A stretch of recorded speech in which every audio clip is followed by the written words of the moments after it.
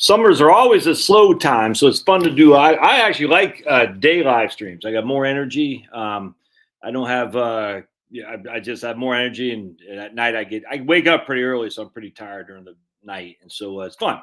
The day's going on, so there's stuff happening right now, which is fun and good stuff. So we got Harry on board. We got my man Demand. D Man is in California. Good stuff. Good stuff. Got some other people on board. So a couple of things I want to talk about first. The CPI numbers came along, and I actually want to see what the markets were doing in reaction. Imagine they're up. Oh, whoa, geez. Wait a second. Wait a second.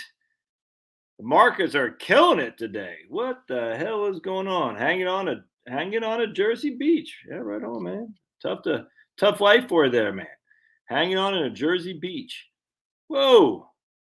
And what I like to see best of all is the 10-year. Look at that. I like to see the 10-year treasury stay down. Isn't that interesting? The 10-year treasury, as even though the inflation numbers were lower today, I think than expected. Hey, Joe. Now, I'm not on Rumble, Jeremy. Not on Rumble. Jeremy always has on Rumble, and I always feel like I gotta excuse it. It's just so much easier this way. It's crazy. I wish Rumble could do it. Actually, locals in Rumble. I need to go. I haven't been on locals for a while. I follow Michael Yon, and I follow Viva Frey, and a couple others. I haven't been on locals myself for a while. I need to get back on. Whatever. And I think locals and Rumble have a way you can live stream straight from there, which is actually pretty cool. I can revisit that. All right. Anyway, so the CPI numbers came out. The 10-year treasury is still at 2.78. And the 10-year treasury, the bonds are actually up today, so the yield's down, not much. Now, why would the bonds be up? Oh, because now they're saying we're not going to raise interest rates as much as we did. But we already raised 75 basis points. I think we did 50 before that. So the Fed funds rate, what is the Fed funds rate right now? Is that 2.25? Anyone know? Let's see. The Fed, who knows what the Fed funds rate is? At 2.25? Who knows? So I want to dive into the CPI. Hey, Charlie. Hey, Marie. Fed funds rate today. Let's see what we got. 2.25. All right. The Fed funds rate is between 2.25 and 2.5. All right, sweet. So the Fed funds rate, the short-term money that banks lend to each other is 2. We'll just say 2.25. And yet the 10-year treasury is at 2.7. All right. The 30-year treasury is at 3.04. All right, so remember when everyone was freaking out about mortgage rates? We're going to price everybody out of the market. And I just listened to a video, a podcast from this guy. He's like, oh, my goodness, you won't be able to afford a home anymore because interest rates are so high. I'm like, well, what happened in the 70s? What happened in the 70s? Interest rates are freaking higher way than they are now. And yet the house prices went up. People can still afford them. It's crazy. I don't get how people say this. You can't afford a house because interest rates are going up. I said, well, what happened in the 70s? And then they'll say the reason the houses are going up so high is because interest rates are so low. What happened in the flipping 70s? This is why I got to do these live streams, because I just gather all this stuff. I just got to get off my chest. I'm like, what the hell happened in the 70s? Interest rates were high. House prices went high. What? Oh, no. The reason house prices are high is because interest rates are low. Let's turn. It's freaking. It just. All right, so let's read the CPI stuff real quick because I want to see what they say.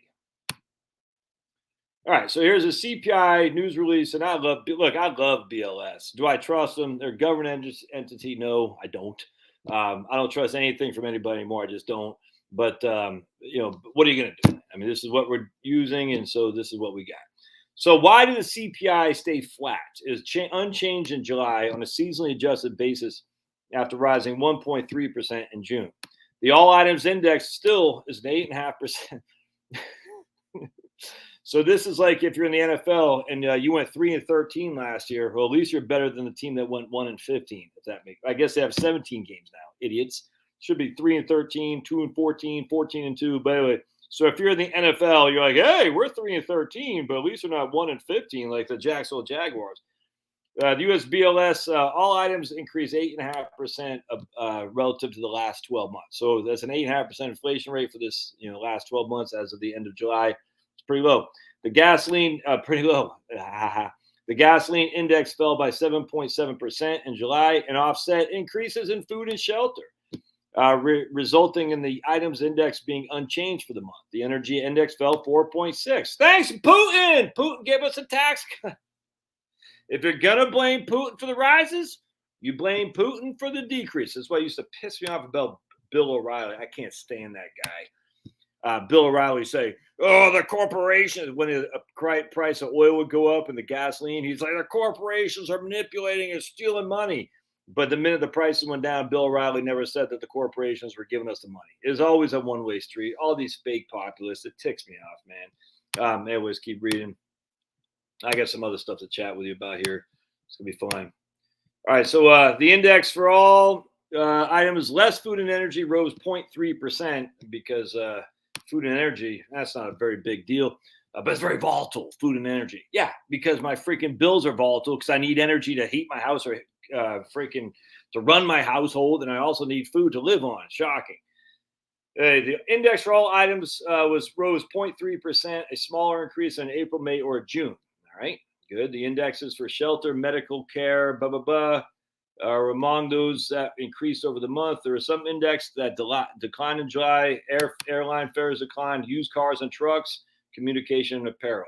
All right, so here we go. What are we looking at here? So here's month over month change. So we got right here. Here's July. No change from last month, which was up 1.3% in June, which is up 1% in May, which is see what I'm saying? So it's like, yes, there's no change, but we needed to go down to reduce the cost. Right here, the energy index increased 32.9% for the 12 months ending in July. In fact, I want to share with you something along those lines because I thought this was pretty interesting. You're not going to be able to see this, but well, maybe you can. I thought I had it here. I have another. Oh, right here. Maybe it's another. Well, it's another paper I had on the other room. So I put in my other room, so I don't have it with me. But anyway, the energy index was significantly high the three months previous to this one right here. So right here we got energy index. Let's see, 40. Let's see. Right here, energy index increased by 32.9% for the 12 months ending July. A smaller increase on the 41% increase for the period ending in June. It's nuts how much the energy, but it's inflation by the printing press, Josh. It's inflation by, I guess you guys can't see that anymore. I stopped sharing it. All right, it's inflation by the printing press. I'm telling you, man, you can have all the contraction of monetary supply you want. If you make it tough to get oil and gas and nuclear in here, we're all doomed. There's going to be inflation like you hadn't seen. Has nothing to do with the printing press. Could the printing press have something? Absolutely. I'm not saying if they don't print money, if they print money, there will be no inflation. I mean, that'd be stupid. But everyone focuses on the Friedmanites and the Paul Volckerites when the energy is what runs everything.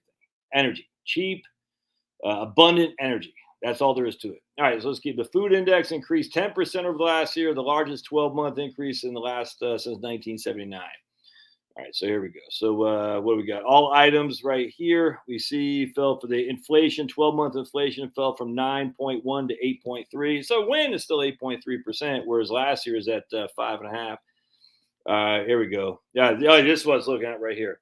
All right, this is what I was looking at from June. So look at this. This is the unadjusted 12 months ended. Look at the increase in energy right here. Energy, 32.9% increase.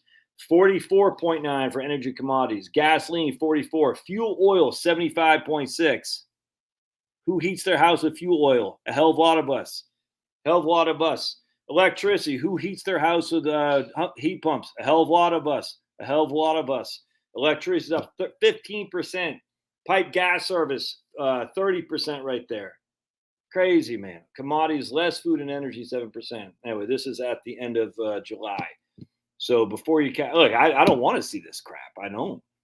But before you start cashing in your chips, remember what causes inflation is these guys right here. It has nothing to do with the printing press. All these people out there driving me up the wall saying the printing press, the printing press. I'm like, you freaking idiots. Pardon my French. You should know better. It's this right here. Not you guys, of course, but all these people like, it's economics 101. You got to read your Friedman. Yeah, I have. And he's wrong in this regard. All right, there we go. The food index for right here. So I want to go over this a little bit, my friends. The food at home index rose 13.1% over the last 12 months, the largest 12-month increase since 1979. The index for food away from home rose 7.6%. What do you think costs more money for your food budget? Food at home or food away from home? So I had some people commenting on my channel, like, because I talked about alcohol, that the dollar spent on alcohol is way down relative to in the lockdown relative to the previous year. They're like, I don't believe that. I don't believe that. People don't understand how this works. We're going to look at something here real quick if I can find what I want to look at. Right, I got so many tabs up from the BLS, it's insane. Hold on a second. Maybe look at this one right here. Let's see. So we go here. Right. I think it's this one right here. Yeah. All right. So here's all consumer units from consumer expenditure survey from 2013. All right. So here's our income before taxes. This is a mean average, and here's our income after taxes, 56,000. All right. So we're just gonna scroll down here. We got homeowners. We got 64% are homeowners, of which 37% have with a mortgage and 26% without. All right. And then the rest are renters. All right. We're just going to keep on coming down. So this is a consumer expenditure survey. All right. So you guys ready to see? Annual detailed expenditure means expenditure. How much are they spending on various things? That's what it means. I mean, so literally we have X amount of dollars in which to spend. Well, in this case, it's here after taxes. X amount of dollars to spend. And that dollar goes where? Well, it goes, let's see right here, food. 6,600. The average went to food. 6,600 of $56,000 of net ability to spend went to food. Notice what it doesn't say. There it is right there. Went to food. So what does that mean? If the price of food goes up, your expenditures on food goes up, even if you spend actually less items of food, if you have less widgets. So let me draw this out because people don't get how this works. It's very, very frustrating to me. I have 10 widgets. Oops. I have 10 widgets. Each cost $10. My total expenditures is 100. That is my consumer expenditure. 100. I have 10 widgets, cost $10 each. That's 100. Now I got 9 widgets. Now the price of widgets went up to $12. What's hold on a second. Yeah. So the price of the widget went up to $12. Now I buy 9 widgets. My consumer expenditure is 108. I spent more, but I have less widgets. That's the consumer expenditure survey. It's not that difficult. So if I'm buying, I mean, I don't drink, but let's say a pint of Guinness at Maddie. How much is what's the last alcohol thing you bought at a restaurant? So Maddie buys a margarita for $10 with her boyfriend, Brad, or Bradley. And then I know at the bar. Let's say she can make it at home for $3. You see what I'm saying? So her consumption during the lockdown may be the same. She might drink the same amount of margaritas. Maddie doesn't drink very much. None of us. Charlotte probably drinks, 5 beers a year. Maddie doesn't drink very much. I don't drink at all. We just don't drink that much in this household. A lot of history of alcoholism in here. So we're very, very careful. Anyway, point being is Maddie will drink the same amount of margaritas, but she's going to drink them at home. But because it costs $3 to make at home as opposed to $10 at the restaurant, she's consuming the same amount of widgets, but because it costs $3 relative to 10, her actual consumer expenditure is way down. That's just how that works, man.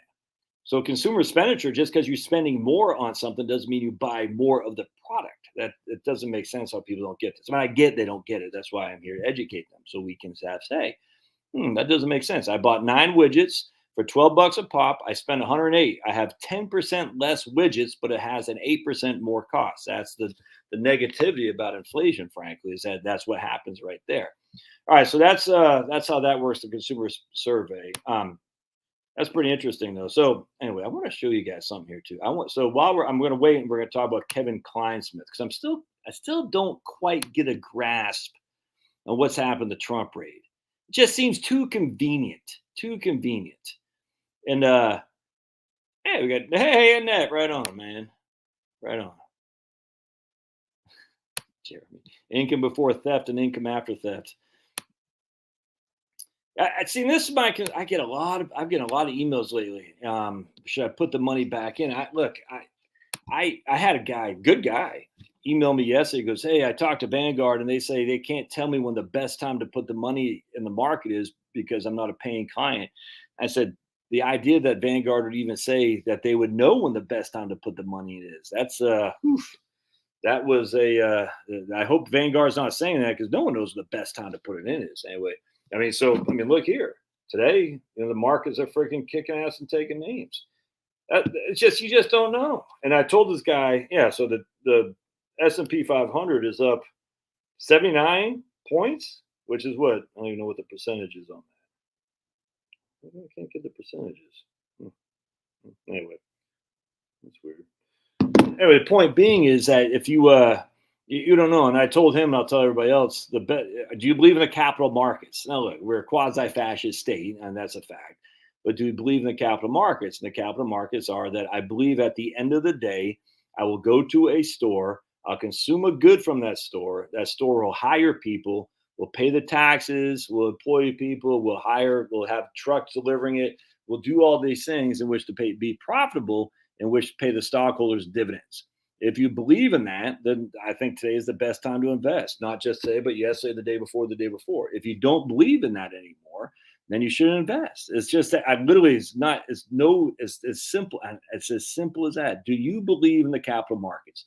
Regardless of what they did in the past, regardless of what Sniffy Joe's doing, regardless, do you believe that there'll be corporations out there, regardless of regulations, all that we're still going to hire people, produce goods for you to buy and turn a profit and give you a dividend? If you believe that, invest. Don't wait, invest now. If you don't believe that, you're kind of concerned, then go in piecemeal. It's okay. If you truly don't believe the capital markets because of Sniffy Joe or something like that, why put yourself through it, man? I absolutely still believe in the capital markets. I do not think the apocalypse is here. I'm completely optimistic. And what I mean by that doesn't mean the country's not going to fall. It just means we're going to have electricity. We're going to have food. It might cost more. We're not going to be sitting there in squalor in a freaking The Road movie that from that book, the Irish guy, I forgot the guy whose name wrote the book. That was a great book, by the way, The Road. It's not going to be like that. It's going to be cheap or more expensive to do things. It'll be like the 70s, man. And, the 70s were negative in a lot of ways, but they're positive in a lot of ways, too. And I think that's where we're going. But you're still going to have electricity. You're still, even in the 70s, while the markets were doing poorly relative to inflation and historical, if you just put it in there, you still got your dividends. You know what I'm saying? You didn't make much money, I grant you. Net of taxes and inflation, you didn't really make anything. The 80s, you did fine. But the 70s, well, could we go that in perpetuity? Sure. I don't think so, but we could. And that's why if you hedge, you say, I'm going to put money in the capital markets. I'm going to keep money in the non-capital markets, the bank, just as a hedge. Nothing wrong with that. All right. Let's see here. I wanted to go. So we went into that. We got, so I want to show you guys something I found from the CPI too, by the way, or BLS. This is way cool. All right. Yeah. So let me show you this spreadsheet I found. Oops. 1 second. Yikes. All right. So we're going to go to this right here.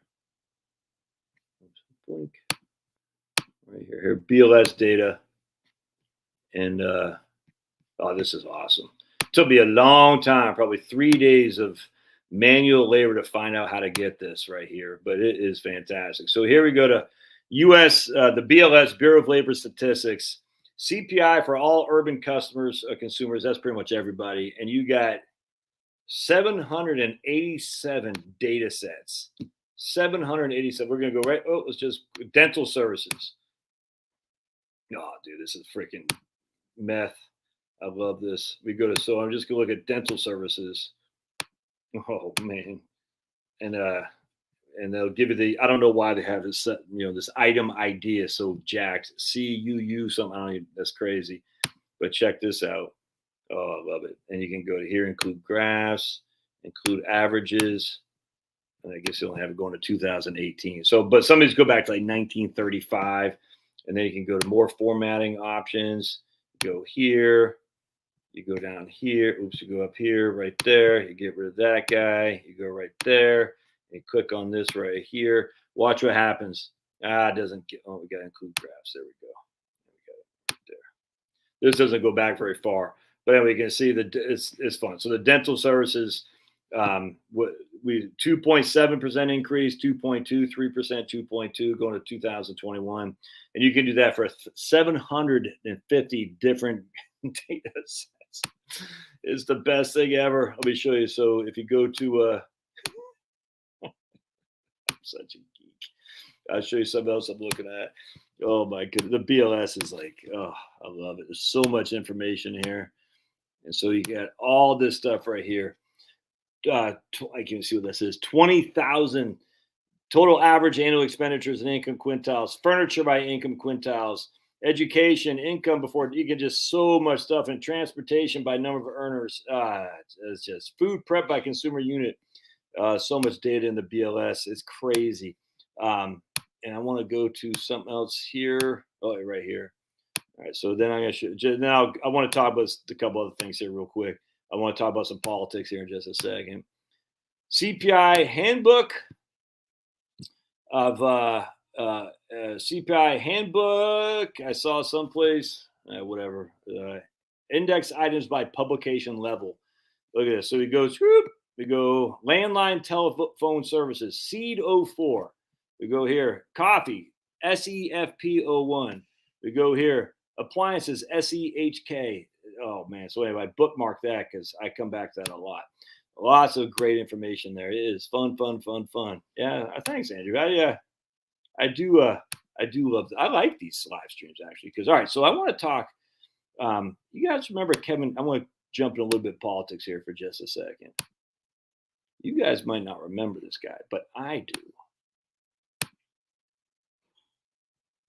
Ex-FBI lawyer Kevin Clinesmith given probation after guilty plea in the John Durham probe.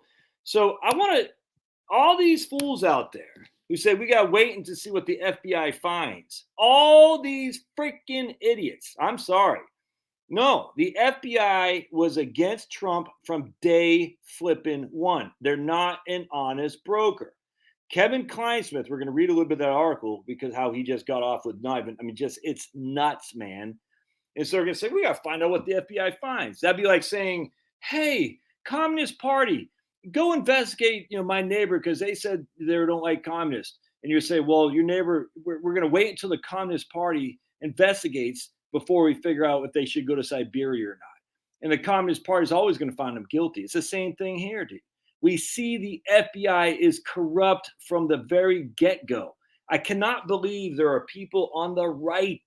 Tim Scott, you freaking fool. Gramnesty, you freaking fool. I don't know if Chris Nome is saying anything. At least DeSantis is saying we're issuing an executive order that the federal government can't do this stuff. I mean, it's not going to do much, but still, I love the fact that DeSantis is saying, no, you can't do that crap. All these Republicans can kiss my big, fat, shiny behind when they're saying, oh, we just got to wait and see what the FBI finds. The FBI is corrupt from the very beginning, from Jump Street. So you're going to rely on the people who hate Trump to investigate Trump. And you in the Republican Party think that's legitimate. You freaking fools. Yes, I'm pissed off by this. So let's look at Clinesmith here. He was an ex-FBI lawyer. And what did he do? Oh, Kevin Clinesmith. He was sentenced to 12 months probation and 400 hours of community service. For what? For making not just, let's see, he pled guilty to making a false statement. He did not just make a false statement. And don't forget General Flynn, by the way. He made a false statement. Remember him? Carter Page. Clinesmith pleaded guilty to one count of making a false statement. He was faced a term of 5 years imprisonment and a fine of $250. He got neither 250,000. He got neither because he had crocodile tears and his wife was pregnant at home and she needed him. So what did he do? Actually, government prosecutors have been asking Clinesmith to spend months in jail, but he had been advocating for defense only probation. All right, he was initially referred for potential prosecution. Why?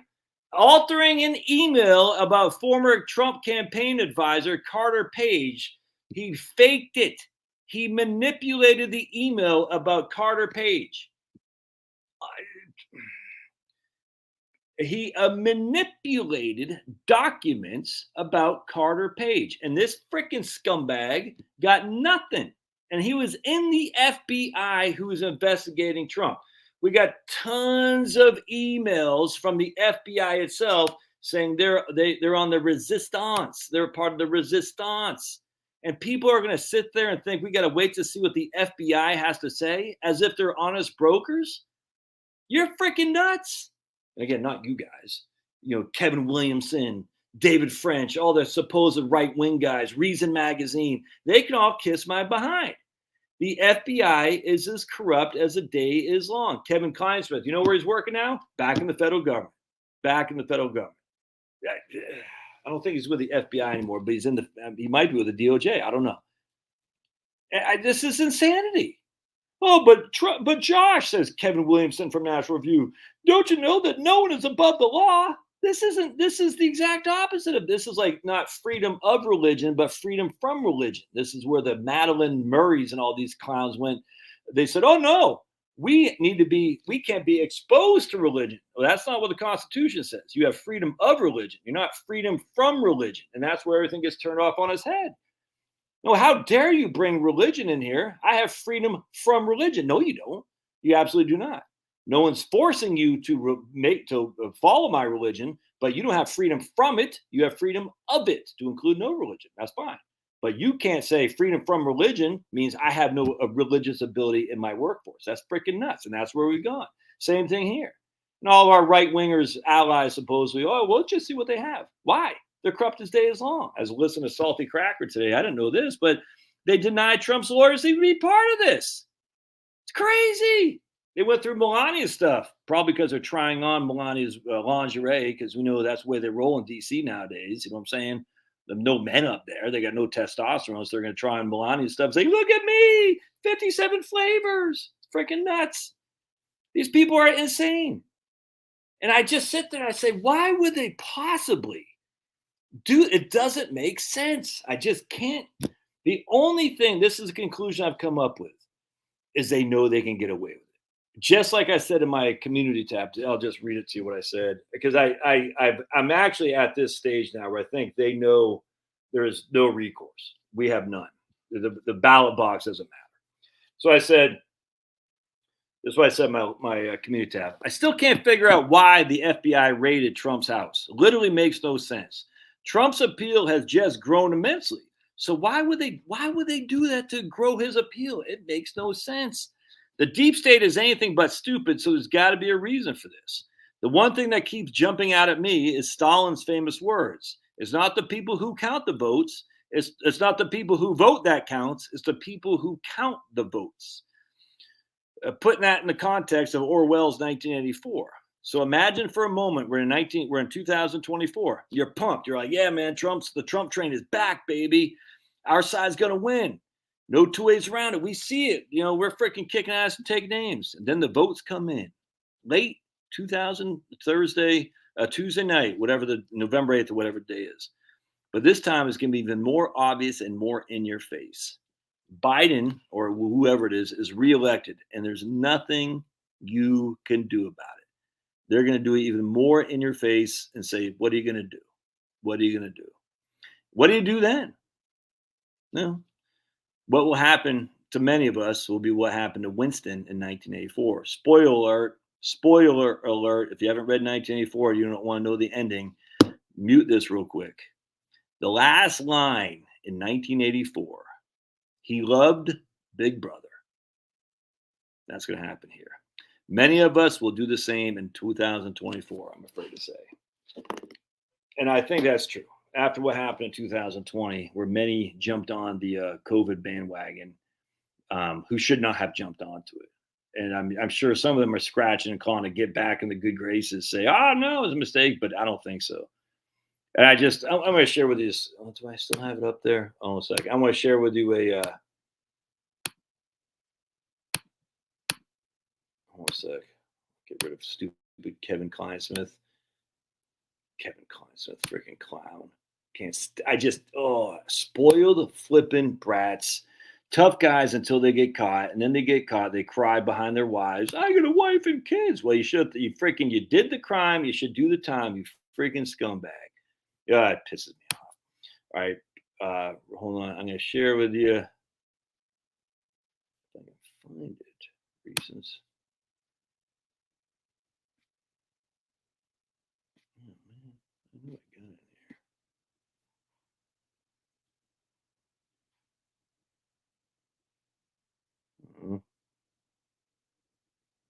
Did I not keep it? I thought I had it in here. Dag nevers. Dag nevers. Oh, yeah, sweet. Yay. All right, cool. I'm going to share with you this article I read. Oh, I bet you probably can't see this. It's let's see. Let's see if you guys can see this. I bet you can't.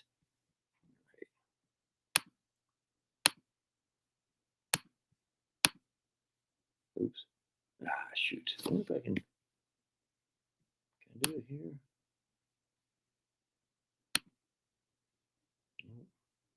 Well, I can't show what if I do this? I'm gonna try something real quick. Can you guys see this? Hold on a second. Yeah, I forget it. Never mind. Not sure what I'm doing here. Fix it, good system. Okay. Share. Oh, slides. Google Slides, your computer. Yeah. Anyway, so I was reading this article for some.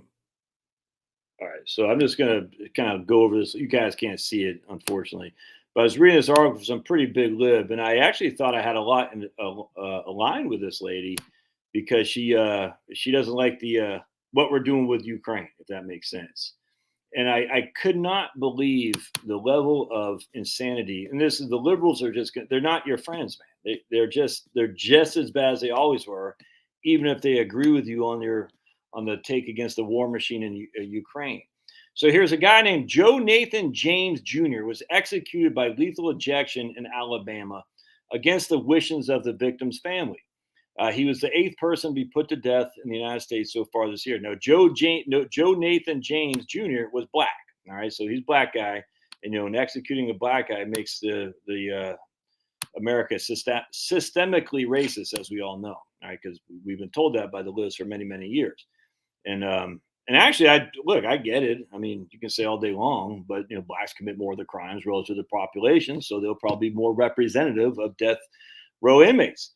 The irony, though, is Joe James killed a black woman, a mom, followed her after work and put 3 bullets in her head, and she was mom raising children. All right, so if you don't, I mean, I just sit there and I say, well, if you don't execute the black guy who killed the black guy, and we only execute the black guy who killed the white guy, then that would be systemic racism. But if we don't execute the black guy who killed the black woman,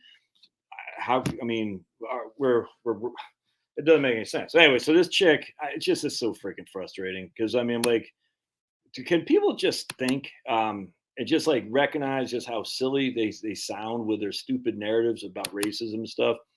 All right, but anyway, she makes a good point because apparently, as they're getting ready to execute this dude, a judge saw some reporter and said your skirt was too short and your shoes were deemed by authorities to be offensive.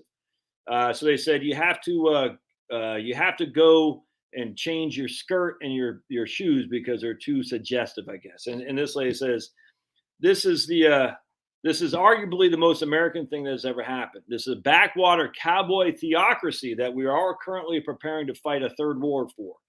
A place where a tiny bit of skin is more of a problem than injecting a black man, with black in capital, with a poison, and a judicial system that turns the poor into slaves while not even recognizing the crimes of the wealthy. And I in of itself, I agree with half of that. A place where conservative modesty is a higher value than state mandated murder. A place where the dress code is more important for the human life. Right? A place where don't you know that Jesus is watching you? How can you expect to get in heaven when he came and dressed properly to watch as we choke the life of a man's eyes? Let us all dress like proper servants of the Lord while we execute and enslave those who our systems have failed. Let us all dress like proper servants while turning the gears of the industry for God and country. It's very, let us all become American with prudish moralism. There you go, buddy. With prudish moralism and private porn addictions, with Bibles in our hands and murder in our eyes. And then she says, Joe Nathan James Jr., I'm sorry for everything. I can only promise you that those of us who go on living will keep trying to make things right as best as we can. And I'm just sitting there in absolute stun because Joe Nathan James Jr. is a murderer. And the second, he literally killed an innocent woman who was going home from work, who had children in Stone Pablo. And this is where the liberals are freaking insanity. It's like, look, you can be against a death penalty because I don't trust the government as far as I can kick them. So I become against a death penalty because I don't believe anyone is.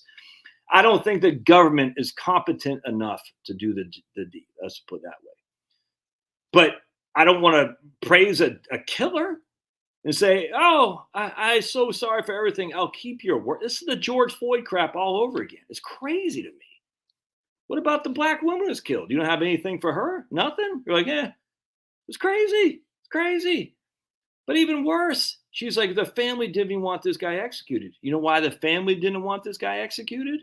Because they were Christians and they found God told them to forgive him. And they said it in an interview, like, we just pray that God forgives. I can't remember off the top of my head exactly what they say, but very, very forgiving as Christians are wont to do. And I just chuckle because everyone now again say, you're a liberal. I said, dude, I don't have any affiliation with these guys whatsoever. None. These people are nuts. And then in another video, she goes, or article, she goes, praise Chomsky and Chris Hedges. And I'm just like, yeah, the whole point is these liberals aren't there. And I emailed, I put a comment on there. So you guys are just like, 70s liberals. You can't get over it. It's crazy. You're not for free and open societies. You're for straight up fascism clouded as socialism. That's all you want. You just don't want corporations to control everything. You just want the government to do it, which is, basic. And that's why they're so supportive of China, because it's fascist state. And I'm just sitting there thinking, man, this is crazy, dudes. You guys are nuts. And yet somehow I get aligned with these people because I don't like the war in Ukraine, what we're doing. It's crazy. And I also don't have any problem with the wealth tax. I'm like, frustrating. All right, so what else we got on board here? We got that. Oh, I want to share with you this too. So anyway, you throw me in the liberal, I don't care. It's freaking stupid. It's idiotic, but people do just because I'm not Republican the way that Republicans should be. We should trust the FBI. We should always trust the police. We should trust the NASA. We should trust the CDC. And if you're still believing all that and you're Republican and on the Republican, that's fine. I just don't get it, man. I don't get why you would still have any faith in the government agencies of any sort. I don't care if they're the EPA, the CDC, NASA, certainly not the Pentagon. My goodness. You know who's running the Pentagon is Milley, appointed by Trump, I'll grant you. You know who's running the FBI? Chris Wray, appointed by Trump, I'll grant you. Trump made some bad appointments. Sucks. But again, as we talked about yesterday, is Trump literally against the entirety of Washington, D.C. He can't go in there and do duck, duck. He's literally going duck, duck, go, duck, duck, go. He can't go in there and like freaking investigate every single person. Anyway, he did the best he could. So anyway, I think what's happening here is they're doing this only for the reason that they can get away with it. And they know they're going to get away with it in 2024. So I'm preparing you to be prepared that 2024, I think you'll get enough wins in 2022 to feel like the vote is really it's fair and open, just like Fulton County was, where my vote counted. counted for Biden, but it counted. But I think they're going to give us enough rope where we can kind of hang ourselves to think that is a clean election. And I just don't think it's. I think they already got the goods and they know what they're going to do. And 2024 is going to come, and a lot of us will be so disappointed that we'll say, "I love Big Brother." Don't do that because Big Brother is evil, man, and don't throw in with evil. All right, so I want to show you guys something. This is pretty. I think me and this lady had communicated before, but yeah, right here. This is pretty cool. So here's a lady who wrote that senior couple. See, I kind of remember that house right there, but I can't remember if this is it or not. Senior couple lives happily on $2,100 a month Social Security in California. Huh? How could that possibly be? Don't you need to be a multi-millionaire to live in California or to live anywhere in the United States? They get a house that's worth $275, and they still owe $100,000 on it. So this house right here, worth $275. All right. They still owe $100,000. They got $100,000 in a retirement account, $8,000 in an emergency fund, an old pickup, an old RV, and a Subaru. All right. So we're not talking huge assets. They don't even have $500,000 net worth. What do they do for fun? Now, I think these guys are 65-year-old seniors living in a Northern California town about an hour from Truckee. I'm sure it's the same lady I did. I did a video on her, and I did a blog post like 3 years ago. Back, that sounds familiar to me. But anyway, 65. These guys are 65 years old. All right. What do? They rehabilitate wild birds. They swim in the rivers, the local rivers. They attend Bible studies. They ride e-bikes. They drink good quality coffee every day. They watch movies, attend church, ride traditional mountain bikes, weekend cycling trips up the bike club, host 2 church campouts a year. One time a year, we host a local volunteer fire department rummage sale. All right. What about healthcare? They have Medicare Part A, as we all have. It's free. Something called Pan American Limited Indemnity Plan through ex-employer. For each of us, it includes $2,000 a year of dental, $250 a month of prescription drug coverage, $2,500 for death disbursement, death expenses. Copy of your indemnity plan. We pay $115 a month. Includes dental. I don't know anything about that, but that's what they got for healthcare. I don't know what the max out of pocket is. I don't know, but there's even more positive stuff here. They cost about $112 a month for vegetable fruit juice. All right. They eat cauliflower. They got this as their recipe for that. That doesn't sound that tasty to me, but okay. Hey, whatever. Monthly expenses, $750 on that mortgage. Owed. Oh, I guess they owe. Okay, they owe $175,000. So they only have $100,000 equity. So they have $750 a month for the mortgage, $500 of groceries. They eat out $50. Then you can see vehicle insurance, upkeep, gas, DMV fees, haircuts. And you just gotta get your wife to do that for you, brother. Free. They give money to the church, so they're basically tithing. $90 phone and internet, $10 on propane. And again, the limited indemnity plan, that's their health insurance, I think, but they also have Part A for healthcare, for Medicare. I'm not sure why they're not on Part B. I think you still have Part B. I'm not sure what's going on there. But anyway, we sell our chicks, sell at a yearly craft fair. They make about $1,500 a year. Biblical tithing includes food. All right. Our Christian family believe juicing, cycling, and bed 10 hours a night, eat a healthy breakfast. Sleep on deck under the stars, family connections. Christmas, jar honey. We trade our jam for local honey. 4 bars of homemade soap. Oh, so cute. Various seasons in case they want to grow their own food. You get all that. All right. How do we save more? We rent out the upstairs of our home. Probably something. Anyway, you can see all that. It's fantastic. There we go. Future plans. Medicare coverage. At our ages of 69, banking an 8% gain for S&P, we'd have accumulated between roughly $200,000. It's all invested in the S&P 500. Rebalance the portfolio at 69 to a more conservative portfolio, and at 6% return, we will have well over another $1,000 a month to cover the Part B. I'm not sure why they're waiting until 69 to have Part B. I don't get that because they're over 65. They should be having Part B now, unless somehow I don't know what's going on with that plan there. Caregiving plan. All right. Anyway. Okay, so there you go, man. So it can be done. These guys are doing it. And I have a sneaky suspicion many of us could do it too if we wanted to.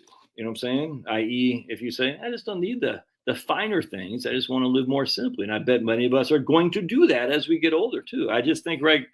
I just, like my man, is Homer on here? I saw he posted a comment on my, let's see, he posted a comment. It's a good comment actually on my video. Let me just find it real quick. Oops. He said, the older I get, the more I just want to stay home and relax, cook a nice meal at home. With time, I can make something better than what restaurants could. 100%, man. And then some another Denise says, I'm not paying for the meal. I'm paying not to clean up. That's what she says. I won't use a screaming hot oil cast iron skillet to put a crust on a ribeye because I don't want to clean the grease splatter all over the stove. I won't cook bacon either. Bacon. That's pretty funny. It's to each his own. It's all good, man. It's all good. But anyway, on top of that, everybody knows old Denise on here, right?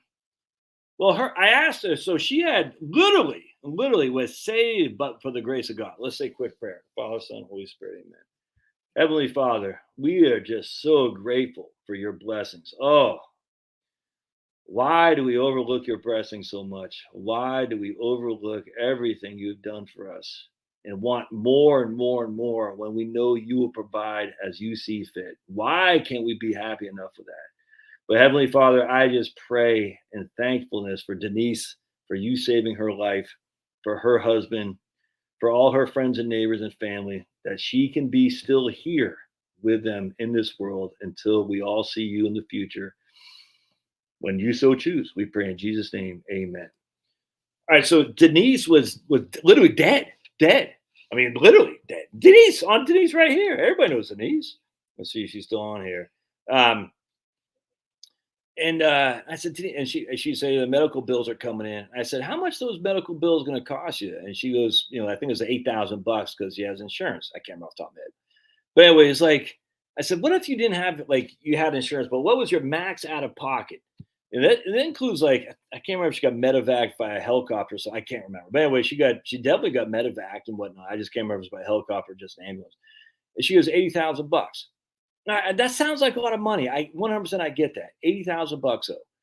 For all the crap that she went through to save her life, that was if you're out of network. So basically, the in network is like 8,000, whatever the out of pocket max is on her insurance was. But if she was out of network, the max would have been like $80,000, which stinks. But for her life, and on top of that, not just her life, but and on top of that, she $80,000. That's what's keeping people from retiring because, like, I might have an $80,000 medical bill. I'm not telling you to do this. It was by helicopter, man. Right on. Look at that, by helicopter. I'm sitting there thinking, all right, that's a pretty significant risk. That alone is what's going to keep you from retiring, though. It just seems weird to me, man, because we all have risks.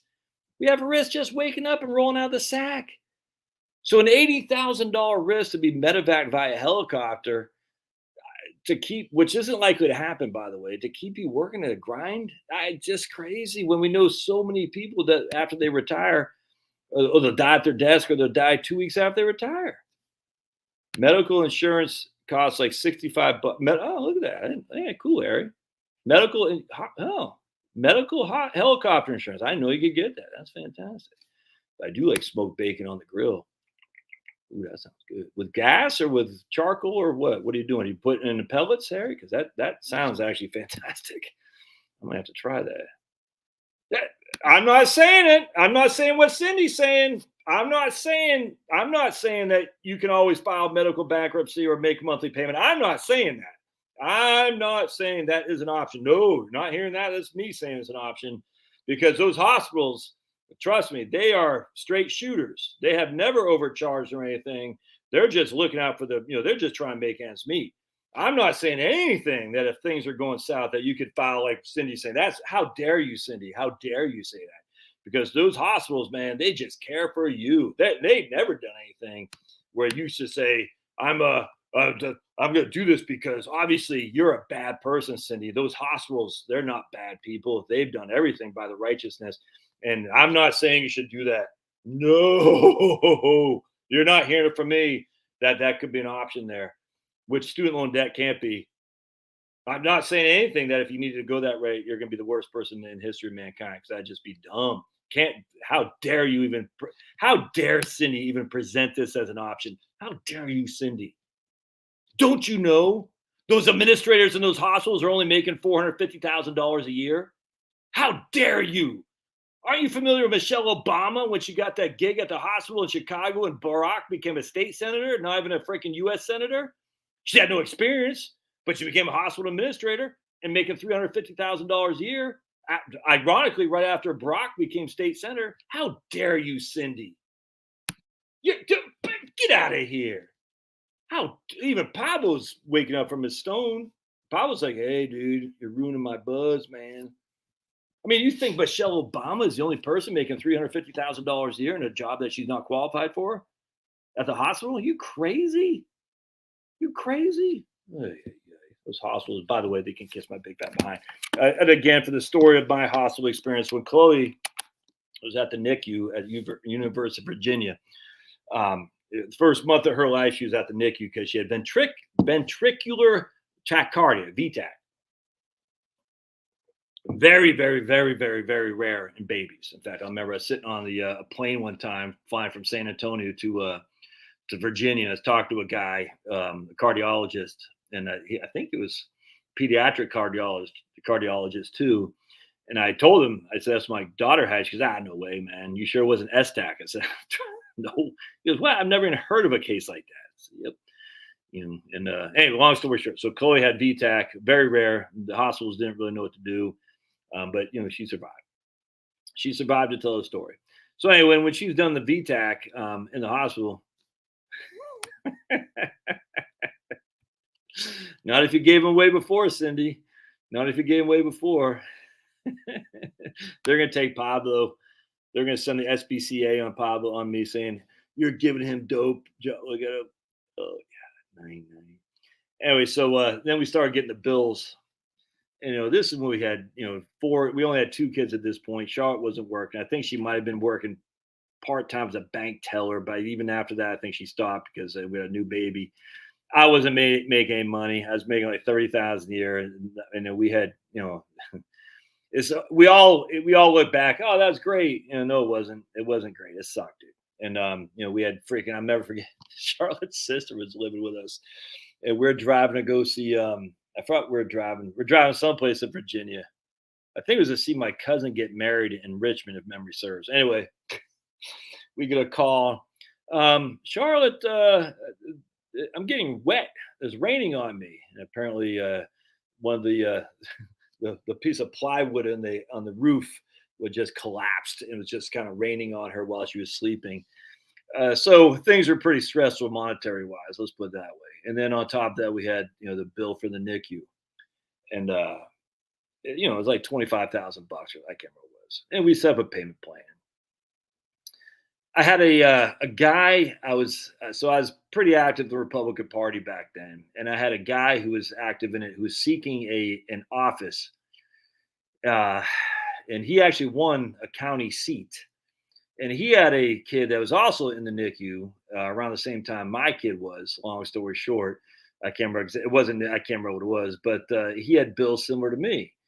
And I'll never forget. So I didn't know him while Chloe was there, but after he won his county seat, we just were sitting around talking one day. He goes, "Oh yeah, UVA waived my bill." I said, "What?" He goes, "Yeah, UVA waived it. Just, it was nice. They just said, yeah, you don't owe us anymore." And I sat there, I say, what? Because they didn't waive my bill. And they only waived his bill because he was an elected politician. I cannot prove it, no. But it wasn't because he was poorer than me. It wasn't, there was no other way around it other than the fact that he had connections that I didn't have. And if you think these hospitals give 2 craps about you, you're freaking nuts, dudes. That doesn't mean doctors, nurses, janitors in the hospitals, like the FBI. Tons of wonderful people at NASA, at the FBI, at the CDC, tons of them. But the entity in of itself doesn't care two craps about Denise or Cindy or me or Chloe. They just want the money, man. They're all profits. It's freaking how many? In fact, I'm gonna look at. I haven't looked it up, but this guy made a point the other day. He goes, "Look how many doctors or nurses there were per hospital in the '60s compared to administrators. How many are there today?" I had never thought about that. I always thought about it in context of colleges. You know what I'm saying? You get all these diversity counselors, counselor, all these clowns making big bank relative to students. You're sitting there saying, huh, look how many expensive salaries we have to pay for. Whereas before we didn't. No wonder why the costs have gone up. Anyway, I don't, those hospital people, they can all kiss my behind too. They're all at for number one. I'll never forget that though. I was sitting there talking to him. We're sitting at this dude's house, and this guy had been drinking, so he probably let off a little bit more than he should with his loose lips, if you know what I'm saying. I don't drink, so I was like, and I remember sitting there thinking, this is such a freaking this is all fake. It's all fake. Cindy says, I've had a lifetime expensive medical expensive. So far, I haven't had to go that route, but that is advice I got from my attorney and my doctor more than one. Yeah, 100%. Absolutely. Absolutely. Just don't put it on a student loan bill. All right. My man Vaughn says, I work at a hospital. Casually, you set up payment plan for a dollar amount. Yeah. So we only pay like $150 a month or something like that, Vaughn. And when I paid it off, I felt good. I felt good. I did. I was still mad, but at the end of the day, I paid it off, and it's all good. It all works under God's plan, man. There's no other way around that. And it's just what are you gonna do? I mean, you're gonna do the best you can. Yep. W owned the Texas Rangers. No, you know why? Is to raise money from the government to buy the. I'm sure wherever they play in Arlington, if that's even where they still play, the Rangers Stadium wasn't built with. I'm sure there's some taxpayer dollars there for sure. Um, anyway, Mayor Pete, yeah, right on, man. Mayor Pete, he's the man. Mayor Pete had a job that he shouldn't. Oh yeah, totally. I mean, we all know why. I bet Mayor Pete actually has a wife on the side. You know what I'm saying? He passes. I bet Mayor Pete passes. So all the cool kids do nowadays. They pass. If you know what I'm saying. If you're all familiar with passing, what black people used to do in the old days, to pass off as white. Now you got white people pass off as black, which is just ironic. But I guarantee Mayor Pete, he passes as if you know what I'm talking about. He's probably got a wife and kids there in Indiana that he doesn't want anyone to know about because I ruined his ability to be the first guy like that in the Department of Transportation. It's all such a clown show. All such a clown show. All right, what else going on, guys? Yep, market up today. The inflation numbers look lower than expected, and thanks Putin. Right? I mean, again, if we're going to blame Putin for the tax hike, inflation tax hike, we got to blame. We got to say thank you, Putin. Apparently Putin runs our economy. I would not expect inflation. I mean, who knows? I'm telling you right now, the winter time scares me to no end, man. The winter time is what I'm scared about. But who knows? I mean, I say scared.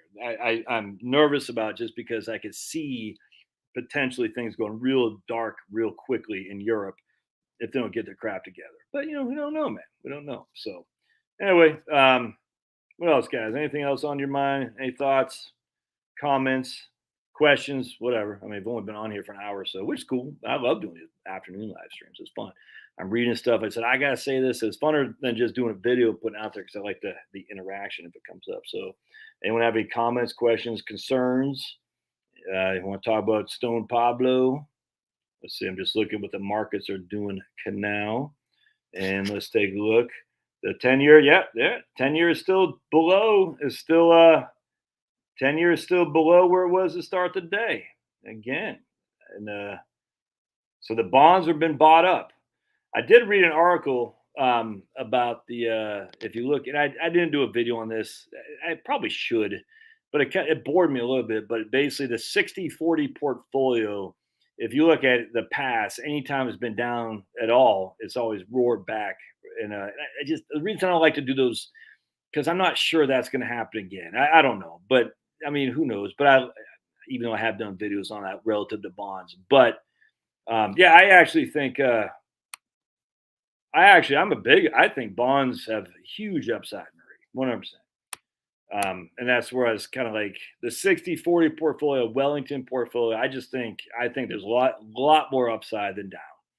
Anything that has bond, Wellesley, Wellington, Fidelity Balance Fund, whatever you got is kind of mixed. I think there's some serious upside, serious upside. Now, obviously, it could be wrong, but I mean, I'm just telling you, man, when the Fed stops raising rates, the bond market most likely is going to take off like a bat out of hell. It really will. And, again, all that is just a recouping of what they gave away these last 7 months or so. But then you have higher interest rates on top of it. You know what I'm saying? So you have a higher yield, higher interest payments, and you're going to recoup the losses and probably make big on the losses that you had from these portfolios. Wellington, Wellesley stocks. Again, I just think if you still believe the dividend paying ability of companies that you frequent every day, then you should buy it. No other way around it. Interesting. GE, Harry. I think I said this the other day. My mom said she said GE. Oh yeah, there we go. Wow, yeah, man, look at that. GE is up $15 in a month's time. $15 on $63. My mom just texted me about this just about 5 days ago. GE's up 25% in about a month's time. That's crazy, man. Fed's going to raise and hold. Well, I think so, Marie. I think they want to keep. So sadly, and this is where, I haven't looked at it. I haven't looked for a long time. Polarizer. I have not looked at. I don't even know what the ticker is. But anyway, so what the Feds was trying to do is hold. They want to just pretend like they're still in charge because so many people bought into the Paul Volcker magician trick. You know what I'm saying? So 100%. The only time I'm ever getting rid of Wellington is to sell everything and get out of debt. That's it. I'll never get rid of Wellington. I mean, I love Wellington. I'd marry Wellington if it was a dude. Ooh, did I just say that? Did I just go Pete? Mayor Pete? I love Wellington. It's freaking fantastic. And I actually think Wellington right now looks even better than it has ever in my lifetime because I think the bond market has serious upside. Just look at the history. I'm just going against what I just said about the 60-40 portfolio. But if you just look at the history of bonds, anytime they get destroyed, they just come back roaring. Can I guarantee it's going to happen? No. Obviously, that should be well known. But I just, man, I just think the bonds look fantastic right now. So anyway, to answer Marie's question, and then Vaughn, yes, I'm 100% still heavy in Wellington. I'll never sell Wellington other than to deploy that cash to pay off debt or to live, if that makes sense. Anyway, so the Fed's trying to save face, and they're going to save face like, look, we raise and thus inflation is down. And I've already seen some arguments, some articles like this. I'm like, yeah, you freaking kidding me? This is how mind-bogglingly stupid our media is. Just dumb. Oh yeah, the Fed raised rates, inflation is leveling off, so the Fed looks like they're winning. As people who should know better, this is so freaking stupid. And same people say, well, the Fed really needs to work on the money supply, not the interest rates, are also going to be along the same people who say, look, the Fed raising interest rates have really beat inflation. So it's kind of like I was watching. I don't want to get too into it. Let's put it this way. These astronauts can't figure out if they see stars up when they get out of low Earth orbit or not. Some say they can't see stars because of this. Some say they could see stars because of that. It's the same freaking thing with these guys who are financial writers. They don't know their head from the hole in the ground. They're like, oh yeah, the Fed is raising rates, but that won't do anything. We got to reduce the money supply. Oh, but now the Fed has raised rates. That is having an effect on inflation. It's freaking stupid, man. The only thing that's having an effect on inflation is the energy costs have gone down. That's it. That's it. Oh, you can't see stars once you get out of the Earth's atmosphere. Why? Because you can't see them. But astronauts have said they've seen stars. That's crazy. I've heard of George Gammon. I don't know much about him. I have another number of people who email me about not just who's a guy. Oh man, not Peter Schiff. I'm drawing a blank, but just like, the negative. I see his name right in front of me too, like Preston, or some kind of freaking rich guy name. I'm drawing a blank. Anyway, he's been around for a long time. It's just all, we're all, the world's dying. We're all going to fall. It's inflation. We're going to have hyperinflation. The dollar's no value, all this stuff. It's just, I hate that crap. I hate it because it's just wrong, man. It's just wrong. I was just reading, who was I watching today?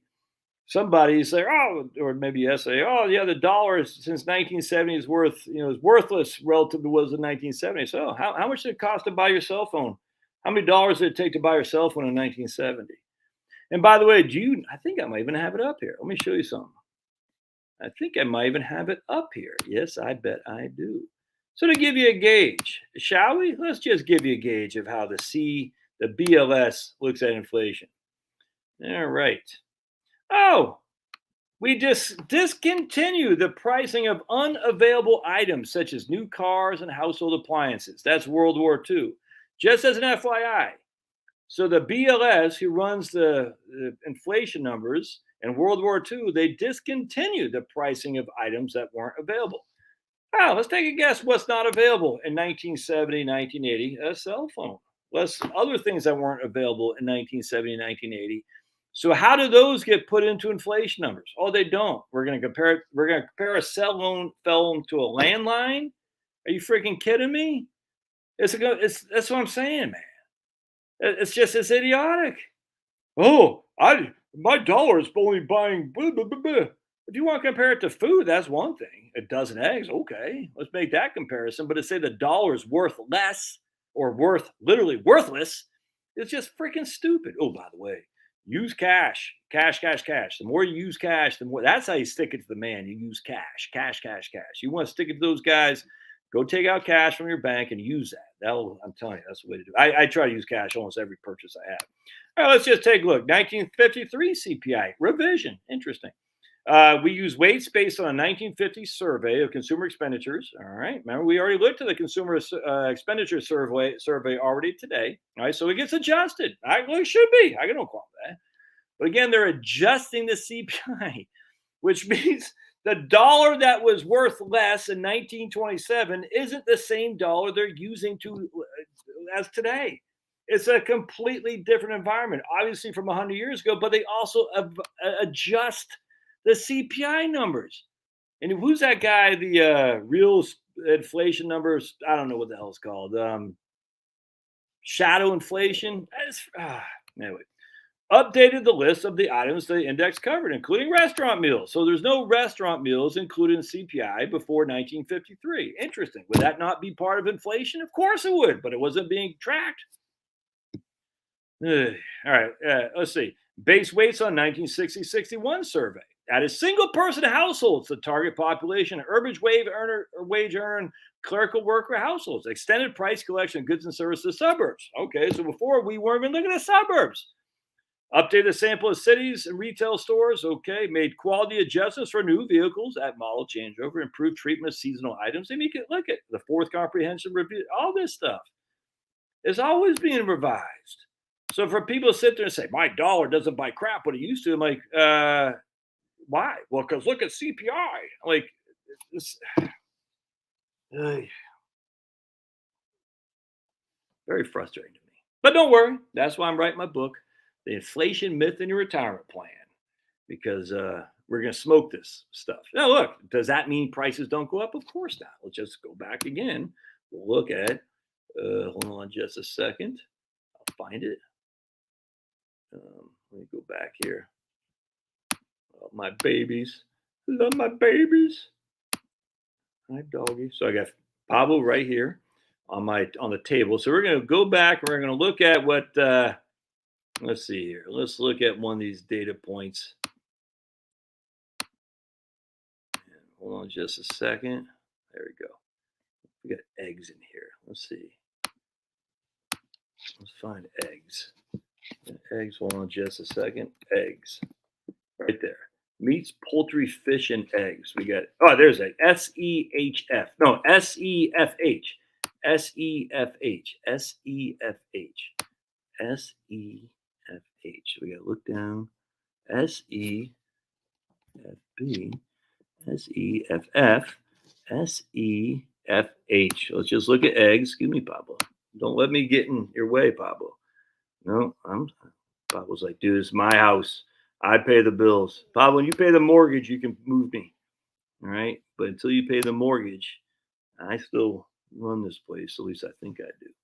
All right, here we go. Retrieve data. There we go. Okay. So let's go to eggs, go back to 1935. Look at that. Include graphs, include annual averages. Let's get rid of this over here. And we're going to get 12-month. So this would be something that you can look at because eggs stay, we know what an egg is for the most part. And we can look at include graphs right there, include average annual. Right. And I want to go back to 1935. Boink. There we go. All right, sweet. So we can see that eggs, here's the inflation rate, -1, -1, negative. That's during the Great Depression. -4.9, -13, 21, 16, -12. This is almost like a Monte Carlo simulation, by the way, too. You can actually, and I can download this and make it a standard deviation relative to the mean average as well. It'd be, and I probably will for my book, but here's 1974, 1973. Eggs were up 48% that year. Crazy. But then here they're down 16, up 19.9, down.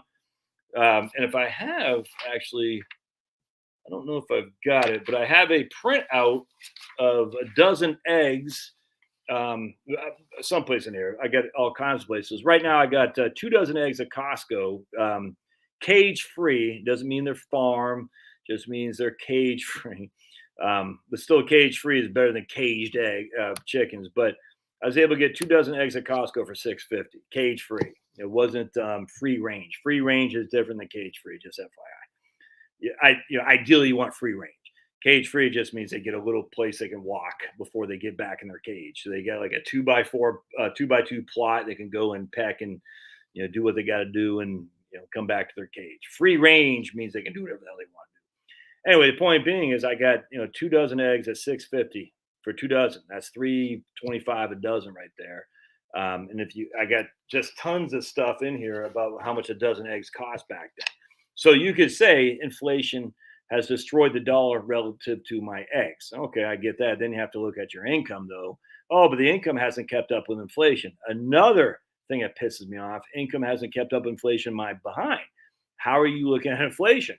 Well, the CPI. Oh, we're right back again. Okay.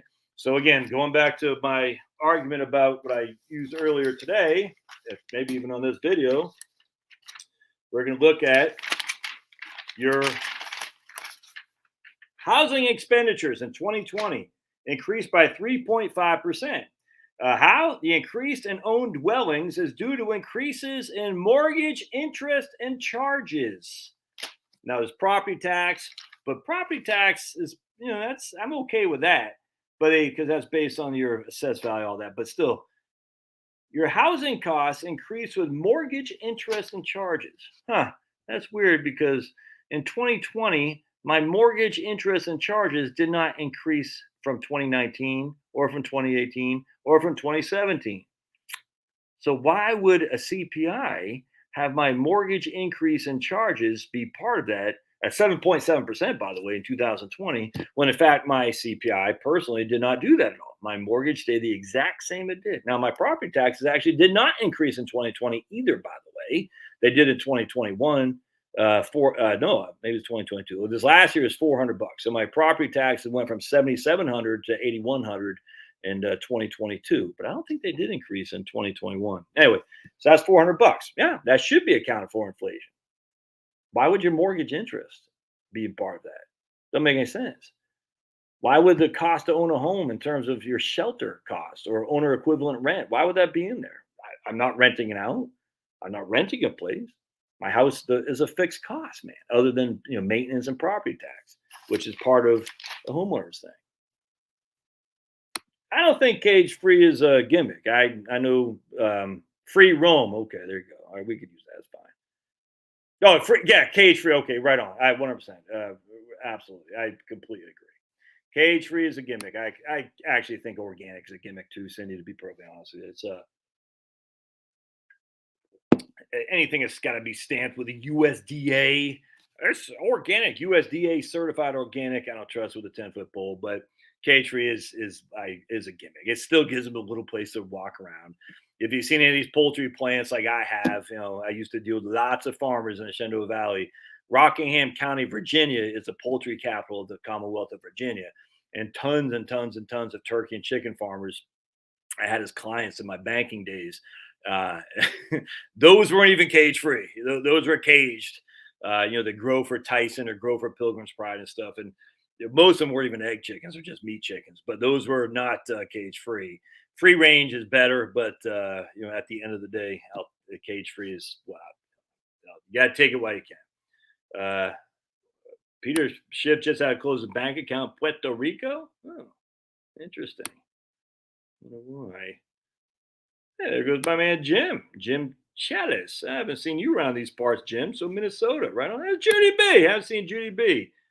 All right. A dozen eggs just prior to COVID was 89 cents last week. Eggs were $2.99. No wage increases at the same time frame. And I don't know if I buy that. I think it depends on where you're looking. I have a sneaky suspicion a dozen eggs were not trading at 89 cents a dozen. Maybe you're someplace different. I bet we can easily look to see that to be true or not. In fact, I'm not going to do it here, but that's a nice thing about having a New York Times subscription, which I hate to do, but going back in the history of their stuff is actually quite cool. And then a newspapers.com subscription, which again, I hate to do, but going back in their history is pretty cool because we can find stuff like this. Stouffer's, stovetop stuffing, 89 cents each. And this was from 1999. Stouffer's stovetop stuffing. Everyone says there is no such thing as Stouffer's stovetop stuffing. It was always stovetop stuffing. No, it wasn't. This is the reality shift. There's always Stouffer's stovetop stuffing. Stouffer's stovetop stuffing instead of potatoes. I remember that like it was yesterday. That's my first Mandela effect right there. They said there's no more Stouffer's stovetop stuffing. I was like, what? I used to say that all the time because it'd always be on during football season when I was a kid. Stouffer's stovetop stuffing instead of potatoes. People say you can't find it anymore. Yes, you can. You got this is residue right here. It's right there. An ad in some New Mexico newspaper. Yep. The Santa Fe New Mexican from 1999. It says it right there. Stouffer's stovetop stuffing. And they have other people talk about Stouffer's stovetop stuffing too in the 1980s. Now that didn't exist. Now apparently Stouffer's never had stovetop stuffing. Stovetop stuffing was its own thing. That's a reality change. It was Stouffer's stovetop stuffing. Everyone knows that. All right. Well, that's I can almost guarantee you if we look in 2019, you weren't getting a dozen eggs for 89 cents a dozen. I can almost guarantee that. Their property tax would be part of escrow, and I imagine homeowners insurance is in that too. Yeah, they are. So they're factoring an increase in the increase in that an owned dwelling is due to increases in mortgage, interest, and charges, property tax, maintenance, repairs, insurance, and other expenses. So that is all being factored in there. Yes, ma'am. Well, Denise, we're just talking about you. Shh! Don't tell Denise what we're saying. And Jude, I'm not bashing you here. I don't want you to think I'm like, I'm not picking on it. I don't think that's true. Now I'm trying to make it sound. I don't think it's. I think. What am I trying to say?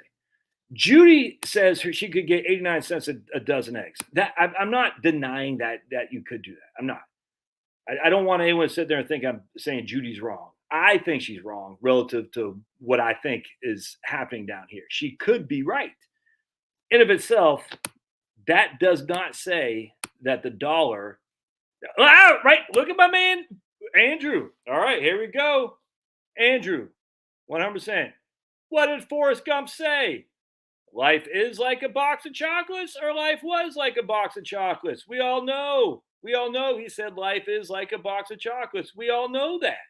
If you look at Forrest Gump now, he doesn't say life is like a box of chocolates. He says life was. We all know he said life is like a box of chocolates. Tom Hanks and these reality changes, i.e. Mandela effects, is all over the place. It's crazy. Yeah, don't tell Denise what we're talking about. Freaking Wisconsinites, dudes. Can't trust them. Well, I bet Judy's in Wisconsin. Nope, Judy's in Michigan. Oh, yeah, all those northeastern or northern, I don't know what that is, Midwest, always up to something. Always up to something, Judy and Denise. I get you guys. Caged chickens still working. Free range chickens are retired. That's pretty funny, actually. 100%, man. Caged chickens are working. That's my man here from who just came on board here. Jim from Minnesota. Another guy. Caged chicken. He's a caged chicken at his desk. Yeah, well, Walter Williams has passed. So is Walter Williams, was he part of Shadow Stats?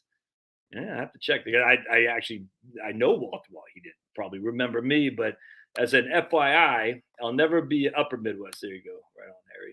So I was sitting there waiting to see my economics professor, Dr. Block, this one I was at George Mason. He was my advisor, whatever it is, and the office next to him is Walter Williams, different Walter Williams. Okay, gotcha.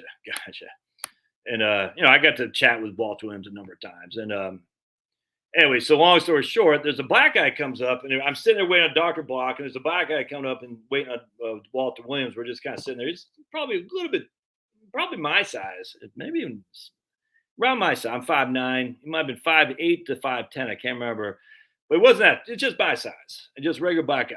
And we got talking.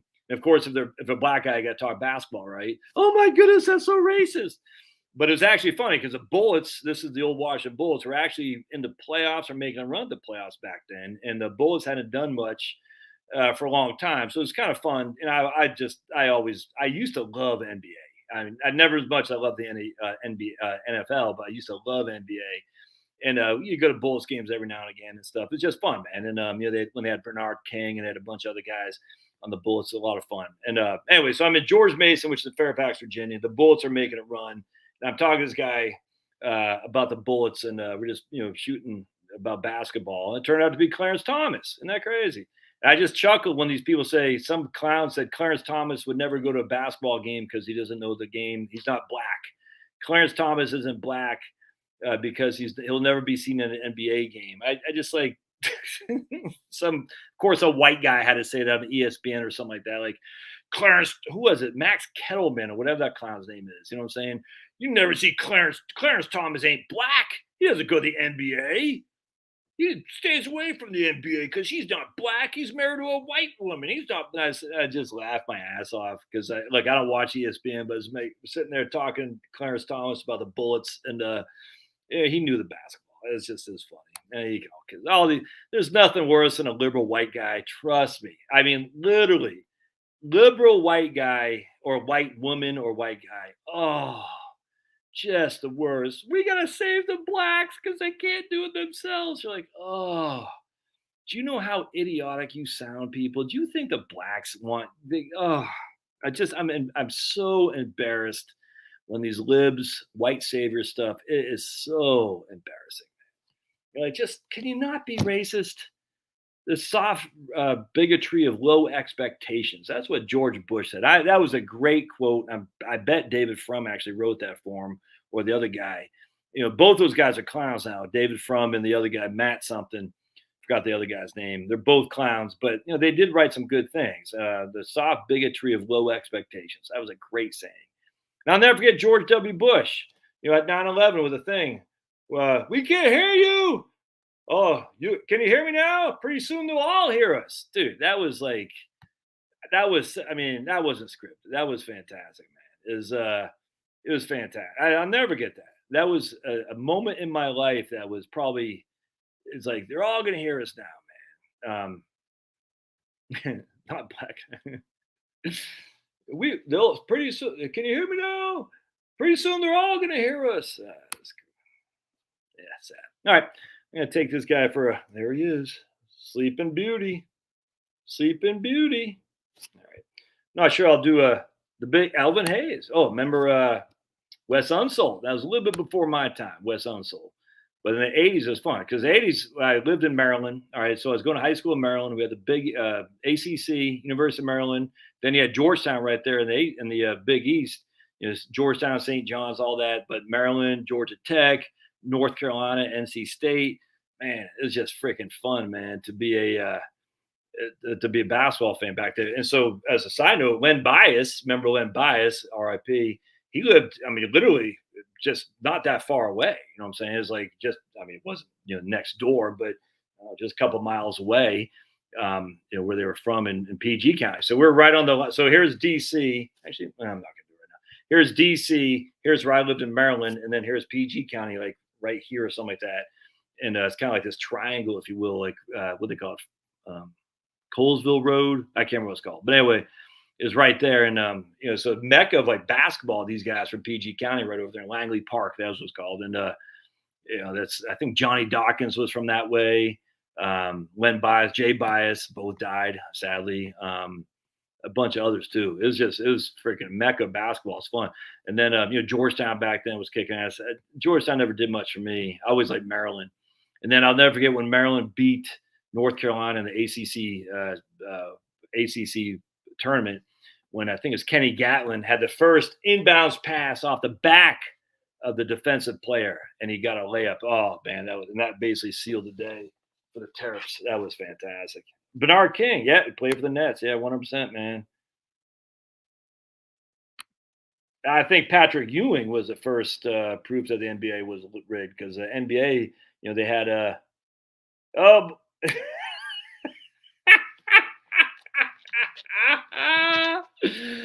Oh my goodness. Liam's friend Griffin is on the chat right now in freshman high school eating lunch, and he just typed this in. I'm sitting across from yourself, Liam, at lunch right now.